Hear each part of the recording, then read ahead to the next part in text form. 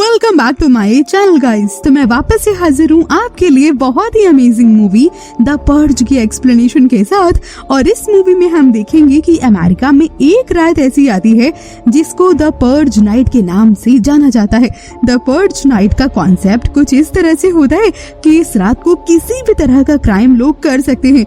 इस रात कोई भी कानून एक्चुअली में लागू ही नहीं होता है और कोई भी किसी पर इस तरह का पुलिस केस नहीं कर सकता है। तो चलिए बिना वक्त को जाया किए इस मूवी की एक्सप्लेनेशन को जरा शुरू करते हैं। So watch out spoiler ahead and have fun. तो दोस्तों, मूवी की शुरुआत होती है एक अंधेरे काले सीन से जिसमें लोग रात के अंधेरे में एक दूसरे को मार रहे होते हैं और इसके बाद कहानी यहीं से शिफ्ट हो जाती है। अमेरिका 2022। जेम्स सैंडन अपनी कार में है और अपने क्लाइंट मिस्टर फॉल्क से बात करते हुए घर जा रहे हैं क्योंकि पर्ज का वक्त होने वाला है और पूरी तरीके से लॉकडाउन लगने वाला है। जेम्स फॉल्क को कहते हैं कि वो रिपेयर्स के लिए सिस्टम को भेज चुके हैं और सिस्टम अब अच्छे से काम कर रहा है और फिर कॉल रख देते हैं। जेम्स घर जाते वक्त रोड के किनारे वहाँ पर जो नेबर्स होते हैं उनसे सिक्योरिटी शील्ड के बारे में पूछताछ करते हैं जिसे जेम्स ने ही उन लोगों को बेचा होता है और उन्हें अपने सिस्टम के बारे में काफी अच्छे रिव्यूज मिलते हैं। दरअसल जेम्स एक बिजनेसमैन है जिसकी कंपनी में सिक्योरिटी शील्ड बनने का काम होता है जो घर को पर्ज और लॉकडाउन के वक्त चारों तरफ से सिक्योर्ड रखती है। सब यहाँ पर लॉकडाउन और पर्ज की ही बातें कर रहे होते हैं और उसे सिक्योर रहने की तैयारी भी कर रहे होते हैं। अब आप लोग यहाँ पर ये सोच रहे होंगे ना कि आखिर ये पर्ज क्या है और लॉकडाउन क्यों लगने वाला है भला। तो चलिए मैं आपको बताती हूँ। दरअसल पर्ज अमेरिका में सेलिब्रेट होने वाला एक तरीके का फेस्टिवल माना जाता है जो साल में एक दिन मनाया जाता है जिसमें कि 12 घंटे के लिए सभी क्राइम यहाँ पर लीगल होते हैं। जी हाँ, आपने बिल्कुल ठीक सुना। और इस दौरान हुई क्राइम पर कोई भी किसी भी तरह की कानूनी कार्रवाई नहीं होती है। सारे इमरजेंसी सेवा, हॉस्पिटल, मेडिकल स्टोर यहाँ पर बंद कर दिए जाते हैं। अब बता दें कि इसकी शुरुआत अमेरिका गवर्नमेंट ने 2017 में की और उसके बाद वो हर साल यहाँ पर मनाया जाने लगा। जो लोग इस फेस्टिवल को मानते हैं वो खुद को शुद्ध करने और अपनी आत्मा को साफ रखने और दिल में बैठी बहुत सारी नफरत और गुस्से को बाहर निकालने के लिए करते हैं, जैसे कि रॉबरी, रेप्स, मर्डर, इस तरह के क्राइम को वो करना पसंद करते हैं। पर्ज की वजह से ऐसा माना जाता है कि पूरे साल क्राइम कम होने लगा था और बेरोजगारी कम होकर बस 1% ही रह गई थी और वॉयलेंस तो मानो एग्जिस्ट ही नहीं करता था। अब हम देखते हैं कि शाम के यहाँ पर 6 बजे हैं। जेम्स अपने घर पहुँचता है।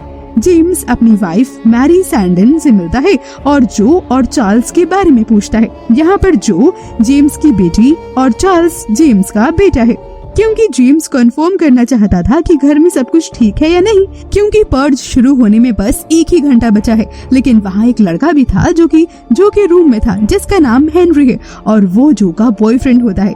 और उतने में वो जेम्स की आवाज सुनता है और वहाँ से चुपके से चला जाता है क्योंकि हेनरी जो से बहुत बड़ा है और इसलिए जेम्स उन दोनों को मिलने से अक्सर मना किया करता था। अब 7 बजने वाला होता है और 7 बजे शाम से लेकर अगले 12 घंटे तक पर्ज के कारण लॉकडाउन लगने वाला होता है। सब खाना खाकर के डाइनिंग टेबल पर होते हैं और यहाँ पर जेम्स सबसे पूछता है कि सब लोगों का दिन कैसा रहा और आज उन्होंने दिन में क्या क्या किया। यहाँ पर फिर जब जेम्स की बारी आती है तो वो बताता है कि उसने करके दिखा दिया। उसके बनाए हुए सिक्योरिटी शील्ड अब अच्छे से काम कर रही है और लोग इससे वाकई बहुत खुश हैं और उसे बहुत अच्छे रिव्यूज मिले हैं। ये सुनकर हालांकि सभी लोग बहुत खुश हो जाते हैं लेकिन सब पर्ज के कारण डरे हुए भी होते हैं। इसके बाद सब अपनी बातें खत्म करके अपने अपने रूम में चले आते हैं। जेम्स भी यहाँ पर अपने रूम में आ जाता है और पर्ज से बचने के लिए और अपनी फैमिली को प्रोटेक्ट करने के लिए वो सिक्योरिटी सिस्टम को ऑन करता है जिससे कि उसका पूरा घर सिक्योरिटी शील्ड से पैक्ड हो जाता है। जेम्स के घर के चारों तरफ कैमरे भी लगे होते हैं जिससे वो बाहर का सब कुछ आसानी से देख सकता था। जेम्स का प्लान पर्ज में सिक्योर रहने का था। हालांकि वो पर्ज में बहुत ज्यादा बिलीव तो नहीं रखता था लेकिन फिर भी उसने सेफ्टी के तौर पर एक गन को अपने पास रखा होता है। अब जब जो रूम में जाती है तो वो देखती है कि उसका बॉयफ्रेंड हेनरी वापस से वहाँ पर आ गया था जो कहता है कि उसे जो के फादर यानी कि जेम्स से मिलना है। लेकिन जो उसे कहती है कि नहीं, ये वक्त अभी सही नहीं है। लेकिन हेनरी मानता नहीं है और वो कहता है कि उसे अपने और जो के रिश्ते के लिए जेम्स से बात करनी ही होगी। लेकिन यहाँ पर बात कुछ और ही होती है। फिर हेनरी जेम्स से मिलने के लिए आ ही जाता है और तभी चार्ल्स कैमरे में देख रहा होता है कि उसके घर के बाहर एक स्ट्रेंजर जो कि बहुत ही ज्यादा डरा और सहमा और थोड़ा सा जख्मी हालत में सबसे हेल्प मांग रहा होता है, लेकिन कोई भी उसकी हेल्प नहीं करता है। और ये देखकर चार्ल्स सिक्योरिटी शील्ड को खोलता है और उस स्ट्रेंजर को अपने घर में ले आता है। शील्ड खुलने की आवाज को सुनकर तभी जेम्स आता है और घर को वापस से पैक्ड कर देता है। तभी हेनरी का जेम्स से सामना होता है। दरअसल वो जेम्स को मारने के लिए यहाँ पर आया था, क्योंकि जेम्स हेनरी और जो के रिश्ते से कभी भी खुश नहीं था। वो हमेशा जो को रोका करता था और हेनरी जानता था कि आज पर्ज की नाइट पर उस पे किसी भी तरह की कोई भी कार्यवाही नहीं हो पाएगी और बहुत आसानी से वो जेम्स को मार पाएगा। मौका लगते ही हेनरी अब यहाँ पर जेम्स पर गोली भी चला देता है और तभी जेम्स अपने प्रोटेक्शन में हेनरी पर गोली चलाता है, लेकिन वो गोली हेनरी को लग ही जाती है। गोली लगने की वजह से हेनरी बहुत ज्यादा घायल हो जाता है और अपनी जान बचाते हुए जो के रूम की ओर भागता है, लेकिन कुछ देर के बाद वो मर ही जाता है और इसी दौरान वो स्ट्रेंजर किसी रूम में जाकर के छिप जाता है। अब इतने में ही जेम्स कैमरे में देखता है कि कुछ लोग उसके घर के बाहर खड़े होते हैं और उनका लीडर कैमरे में ये कह रहा होता है कि उस स्ट्रेंजर को हमारे हवाले कर दो, जिसको शांति से लेकर के हम यहाँ से चले जाएंगे और तुम्हें कोई नुकसान नहीं पहुँचाएंगे।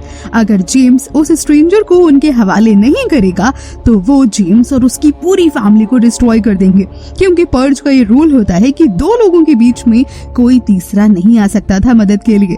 अब ये कहकर लीडर उस वक्त वहाँ से चला जाता है अपने लोगों को लेकर। इसके बाद जेम्स फैसला करता है कि वो हर हाल में उस स्ट्रेंजर को ढूंढ कर रहेगा जिसकी वो इंसान बात कर रहा था, क्योंकि जेम्स जानता था कि पर्जेस यानी पर्ज के वक्त क्राइम करने वाले लोगों को पर्जेस कहा जाता है।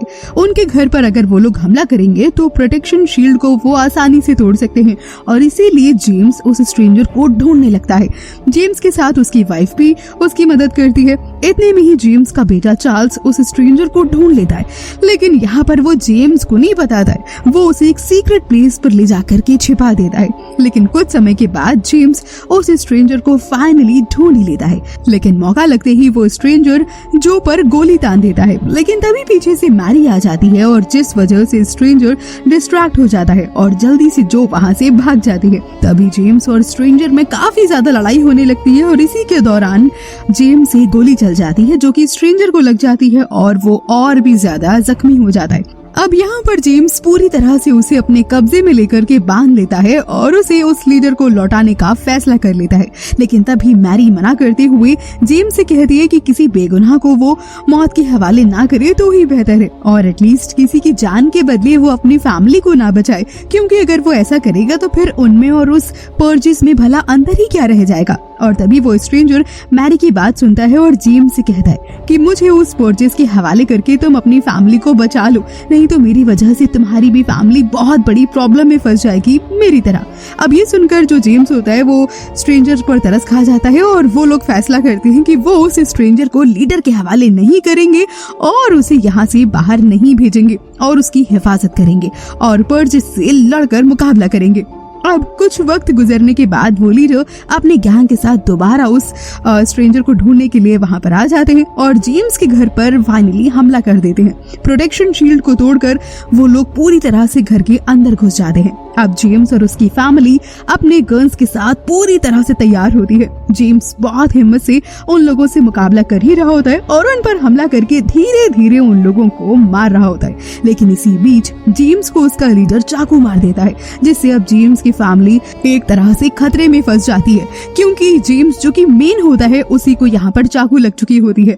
लेकिन तभी मैरी कैमरे में देखती है कि उनके नेबर्स उन्हें बचाने के लिए यहाँ पर आ रहे हैं, जो उन पर्जेस को मार रहे हैं और फिर उन पर्जेस को मारकर वो फैमिली को फाइनली बचा ही लेते हैं। लेकिन अब भी लीडर यहाँ पर जिंदा होता है और वो जैसे ही जेम्स की फैमिली पर हमला करने वाला ही होता है, उतने में ही जेम्स की बेटी उस लीडर को गोली मार देती है और वो वहीं पर मारा जाता है। अब यहाँ पर जेम्स की फैमिली तो पूरी तरह से सेफ है, किसी को कुछ भी नहीं हुआ, लेकिन बेचारा जेम्स चाकू लगने की वजह से मर जाता है। जेम्स की तो जान चली गई, लेकिन उसने अपनी फैमिली के साथ साथ एक और बेकसूर इंसान की जान बचा ली थी।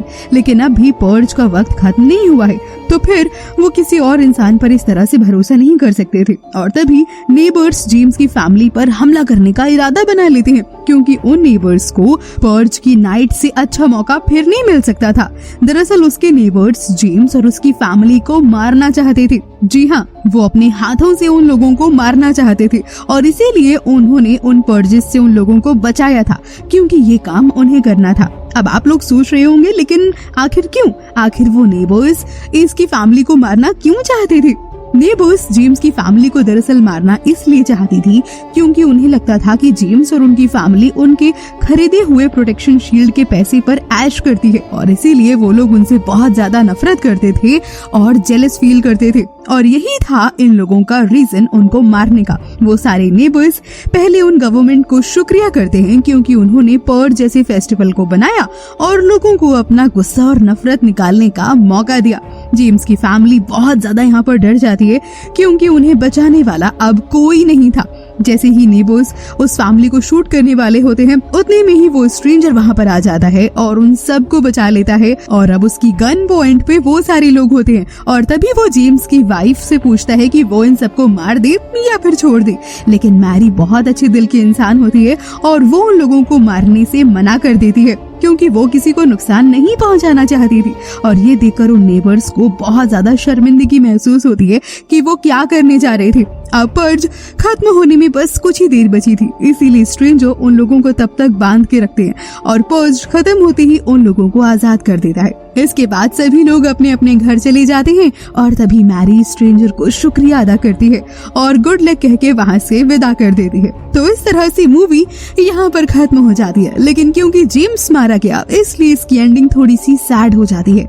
आई होप आपको इस मूवी की एक्सप्लेनेशन जरूर से पसंद आई होगी। अगर आपको इस मूवी की कहानी अच्छी और यूनिक लगी तो प्लीज इस वीडियो को लाइक कीजिए, इसे अपने दोस्तों के साथ शेयर कीजिए और हाँ, इस चैनल को सब्सक्राइब भी कीजिए।